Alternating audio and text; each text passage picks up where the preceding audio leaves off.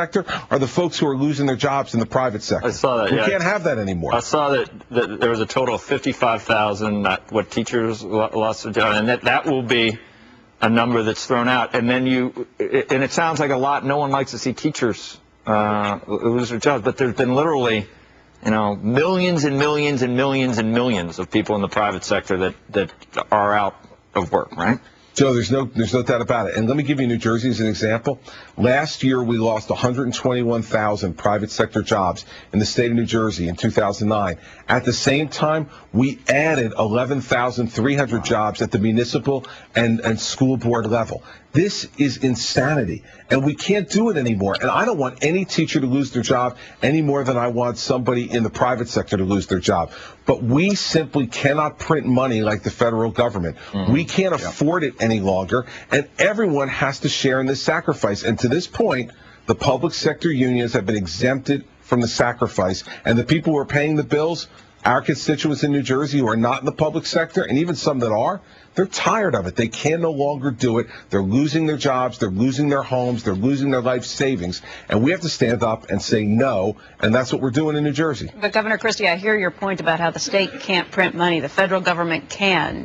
Is the federal government, in your opinion, doing the right thing by trying to provide stimulus right now and some of that unemployment insurance along those lines? Do you think that because they're in that different position, this is the right time for them to be using those printing presses? Beck, I have to tell you something. We've been using the printing presses now for almost the entire Obama administration, and we have not seen the results from that were promised when we started running the printing presses. We don't know where we'd be without it, I guess was my question. Well, you could always say that, Becky. I mean, you could pursue any course that's not working and say, well, if we didn't do it, it could be worse. Where would you be right now without federal funding? I mean, I agree with you on everything you've laid out. I hear what you're saying on some of these things. But is that too austere of a measure if we stop the spending on the federal level and go cold turkey right now? Well, Becky, listen, no one's talking about stopping spending on the federal level. That would be a near impossibility. But what we're talking about is being more responsible about it. And here's the other thing that people have to understand. When you look at the problems that a state like New Jersey has, we got stimulus money, sure, and Governor Corzine spent $1 billion in stimulus money in one shot on K-12 education. Where did that leave us? That left us this year with $1 billion hole in our K-12 education budget that I had to fill through cutting K-12 education aid. I mean, this stuff is like candy. It feels good when you first have it, and it gives you a little bit of a sugar rush. But then when the sugar rush leaves, we're left with that feeling that we're still climbing up a hill that we can't get to the top of. And so we got to be smart about this now. We've got to go for long-term planning rather than short-term satisfaction.